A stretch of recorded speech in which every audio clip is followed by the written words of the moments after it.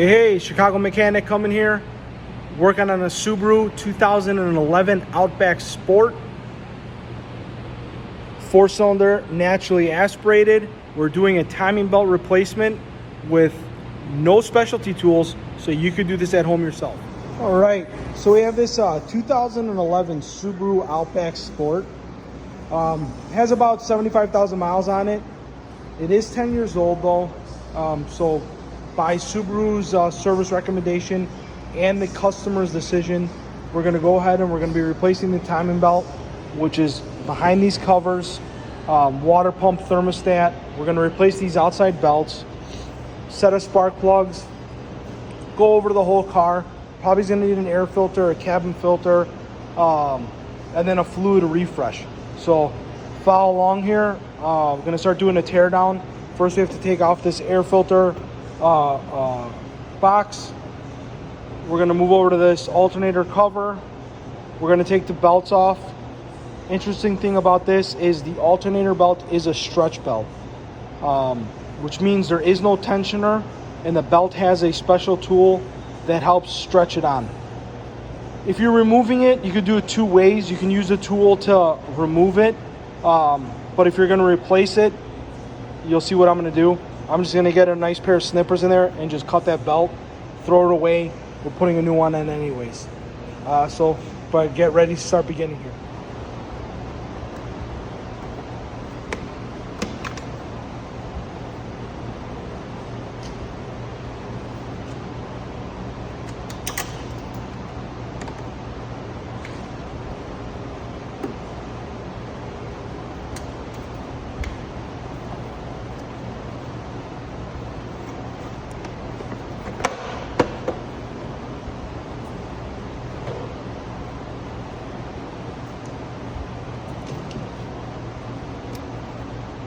So 10mm bolt here, and then the cover's going to pull off.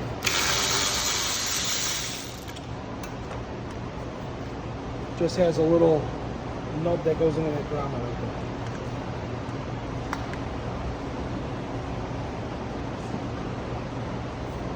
If you're looking for something that helps you keep everything organized, Cornwell tools, Snap-on, Matco, everybody's making these now.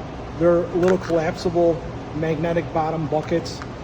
They stick. You put your stuff in there, you're not going to lose it that way.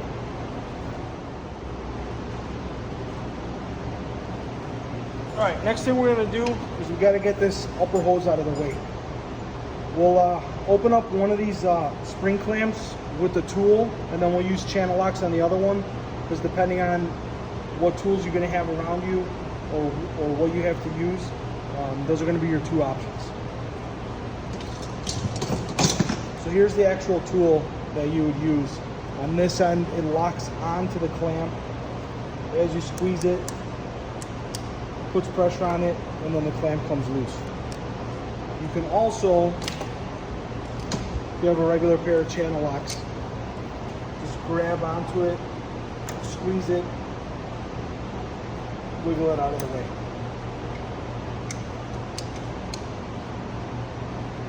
Sometimes, a lot of times, the channel locks are a lot easier to use than those actual pliers, because they are kind of big and bulky to get around and get everything.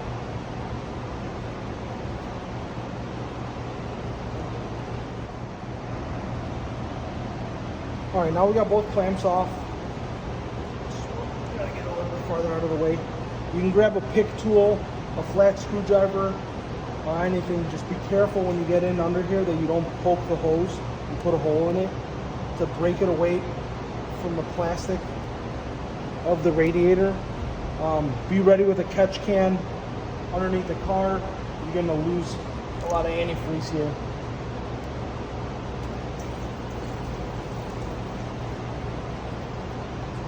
Do the same to this one.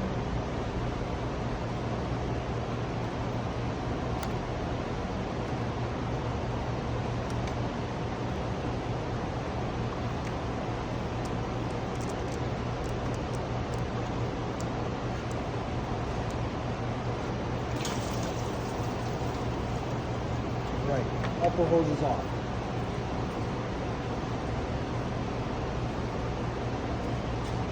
Caution, make sure you do this when the car is nice and cold. I'm doing it. It's actually just got driven in. I don't know if you can see the steam coming off the cooler right now.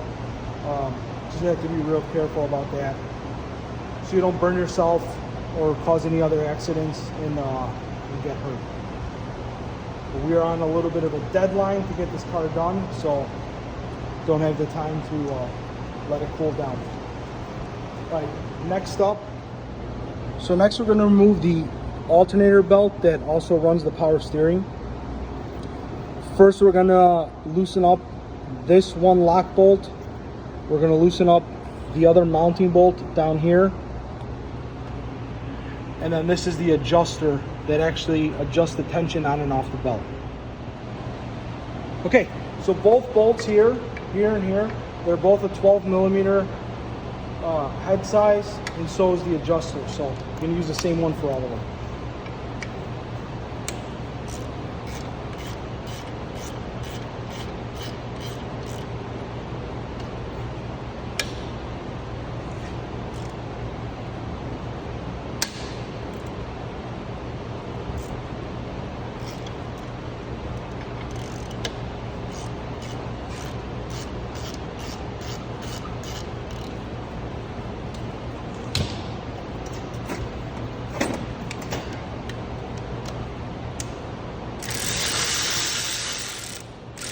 Now as you loosen it, the bolt is going to allow the lock to fall down, which is going to allow the alternator to now move in downward motion. So the belt is getting looser. So you're going to loosen that to the point where the alternator is now at its lowest position and the belt comes right off.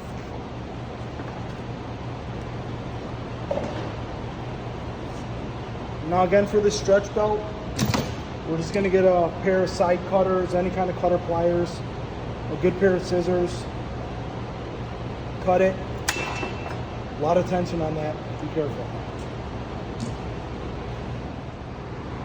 All right, the next step, we're going to have to make some room up here in the front by taking out the radiator fans. If this was a manual car, we would also take out the radiator at the same time just to give a little bit more room, because it is just one more hose clamp and two 10 millimeter bolts up here on top, and then the whole thing's going to come out. But because this is an automatic, it does have cooler lines that are running into the radiator. So unless you're going to do a flush at the same time, or you want to service that fluid at the same time, you could just leave the radiator in and just be careful on the front face of it.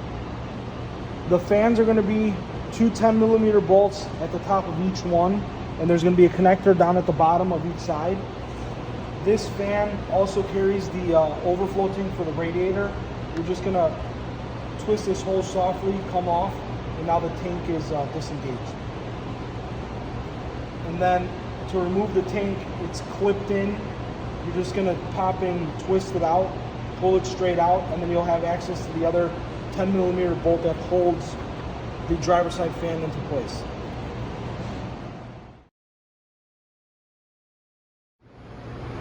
All right, both fans are out now. A reminder, if you are working on one that has an automatic transmission, the cooler lines come down on the side. They're a hard line, and then they turn into a rubber hose that comes down here. These rubber hose is actually clipped into the bottom of the driver's side radiator fan. So you're gonna have to be careful when you go to take those out, not to break them, and also not to break the bottom of the fan that's holding it in. Now you can see a lot more room here. Doesn't look like much, but this is all you're gonna get. Now the biggest problem that you're gonna have when trying to do this job is to get this crank bolt out without the right tools to hold the crank pulley or lock in the flywheel with the starter. There's never going to be enough room in the front here to get an impact gun on it, which would be the easiest way to get that crank bolt out. Take the radiator out, take the condenser out, and there's still going to be real tight amount of space. So here's a quick, easy way that you at home work, wherever you're at, if you don't have the tool to bust a Subaru crank bolt loose, you're gonna take the alternator belt, you're gonna wrap it around the alternator, around the crank, and the part that's coming down here, you're gonna fold it over with the other belt overlapping the top of it. And as you go to loosen it, this is gonna tighten down, hold the crank pulley itself tight, and you're gonna be able to bust that crank bolt loose. You are gonna destroy the alternator belt in the process of doing it this way, but if you're going through all this trouble to get it all apart to replace the timing belt, there's no reason why you don't spend the money to just do this belt at the same time regardless. Plus it saves you from having to buy a tool. Grab any kind of breaker bar that you have. That's a 22mm bolt there on the bottom. And as you see, it's tightening and it just comes loose. Easy as that. Without locking it that way, if you kept on trying to loosen it, all you're gonna do is turn the engine and nothing's gonna come loose. Now that that's loose,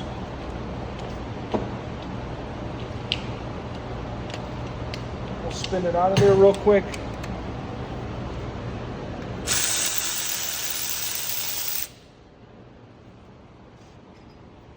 Big long bolt, good to go now. The crank hub pulley just rocks out. There is no special tools. You don't need to use a puller to pull it out or anything like that. It is keyed, so it only goes on in one way, so you don't have to worry about that. There is no washer there that you have to worry about or anything like that. So we're gonna get this off to the side. We're gonna start removing the timing cover. It's just a bunch of 10mm bolts all the way around. The cover is 2 pieces.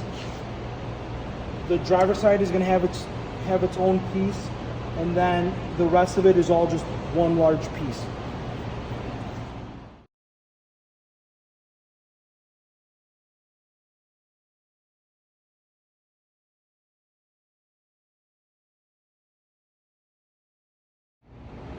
So here we are, the factory 10-year-old belt.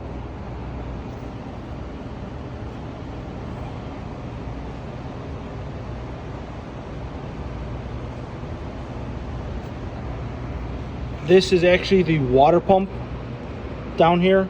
Once we get the belt off, we are gonna have to remove the water pump, the housing here.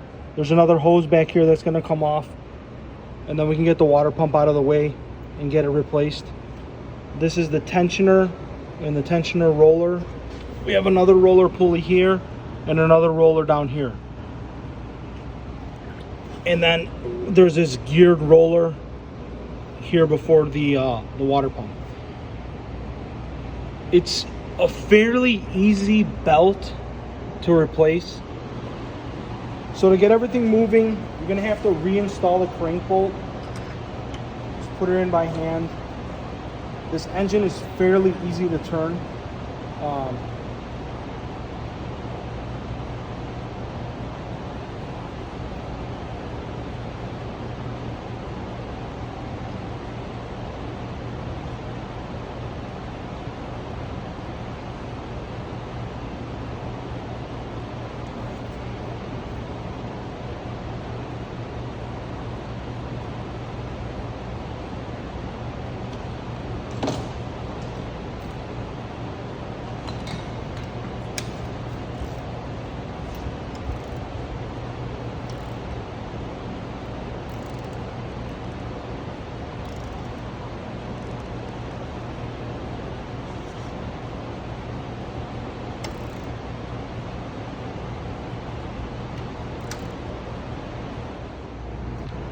So each cam gear is going to have a dot on it with a line. Let that focus. That's going to match up onto the timing cover with a cut there. The crank pulley is going to have a separate line right there that's going to point straight up for 12 o'clock. And then on this side, you're not going to be able to see it because there is no rear cover, but this line is going to want to stay at 12. What we're going to do is we're still going to put a mark of paint on everything so we know that it was all where it was all sitting before we took the tension off the belt. and we're gonna go from there.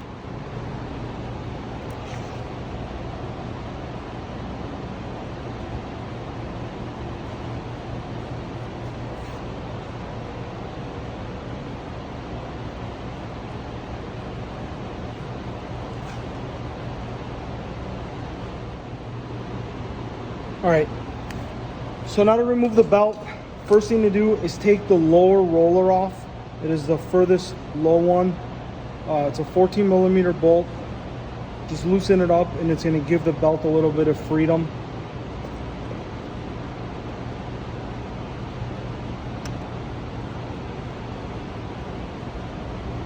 Now we're gonna take the upper roller out. Same thing, it's 14 millimeter.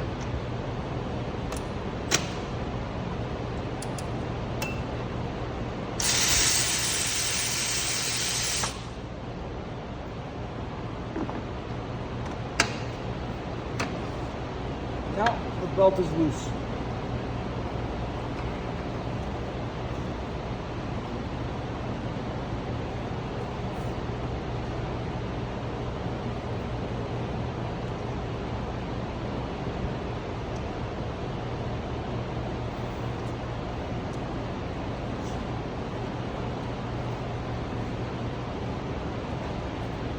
Next is the bolt that holds the tensioner assembly in, also 14.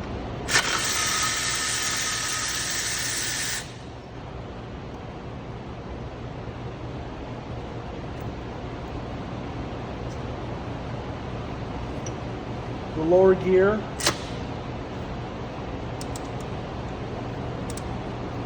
Don't tell my snap-on rep that I'm using this to break bolts loose.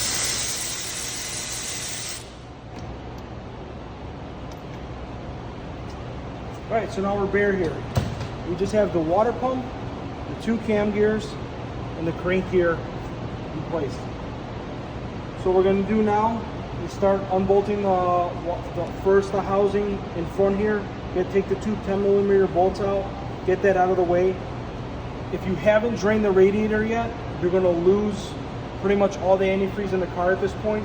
So get ready, have a catch on the bottom to catch it all.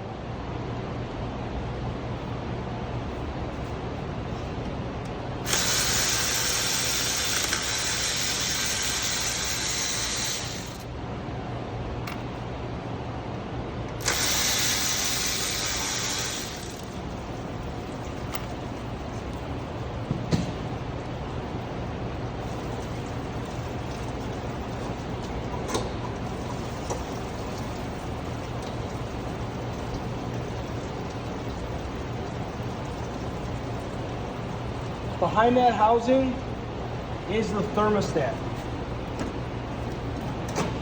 So we're gonna yank the thermostat out.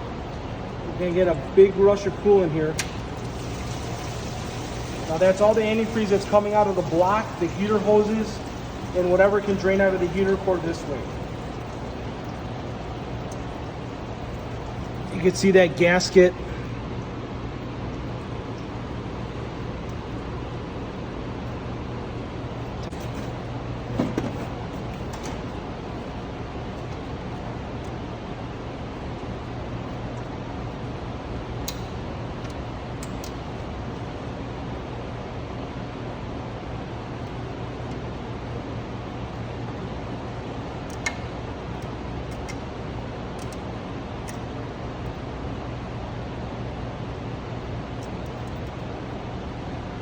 Right now we're moving the other hose that comes on the water pump.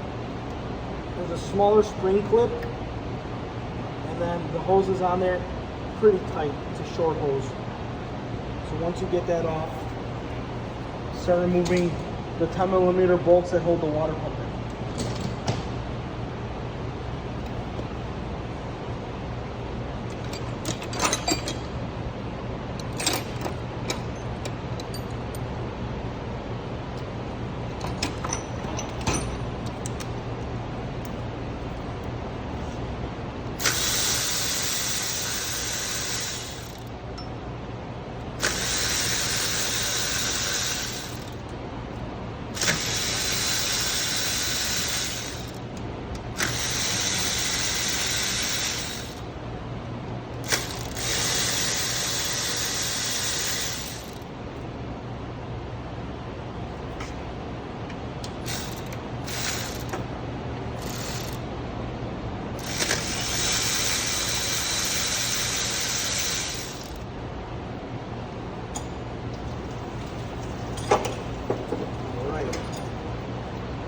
That's still really hot. Like I said, let the car cool off before you do this kind of job. We are in a working shop right now, so this is what happens when you have customers waiting. You got to get things done and touch real hot stuff. There's the inside of the water pump. No failure to it, no real leaks, but it gets done with the service. Now all the water pump bolts are all the same size. I left them in there so this acts as a holder right now. You could just throw them in your screw bin or label them in your water pump bolt area, however you're separating your stuff. Now with all this antifreeze that's come down, it's all sitting on top of the catalytic converter exhaust manifold assembly that runs along the front of this engine. Before we start it up, I am going to wash it all down with water back into a drain pan to clean up everything here so it doesn't smoke too bad, and any smoke that it is just water steam and not just burning up antifreeze. So here's what it looks like. We have the one cam gear. That's where the water pump bolts into. There's the crank gear. There's the other cam gear.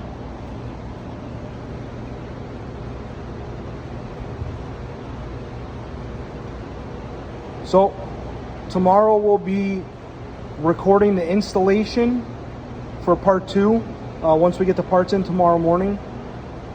And then we'll tackle the spark plugs, the filters. You can see this filter's pretty dirty. You can see through here. That's pretty dirty. And then we'll do the cabin filter. We'll check out all the fluids, differentials, transfer case, transmission. Just make sure all those are still good. We did replace all those fluids about 4 years ago for the customer. Probably put about 25,000 miles on it since then. I don't see those fluids being bad. Brake fluid was replaced about 1.5 years ago. We'll double check that to make sure that's still good. And then we'll just do a full vehicle inspection under the car just to make sure that everything's good to go. Chicago winter is coming. Just got to make sure we're ready. Thanks for watching on my channel here, Chicago Mechanic. Subscribe so you can get part 2 of this video and any other future videos that we'll be posting. Give me a like, comment, ask any questions. I'm here for you. Thanks.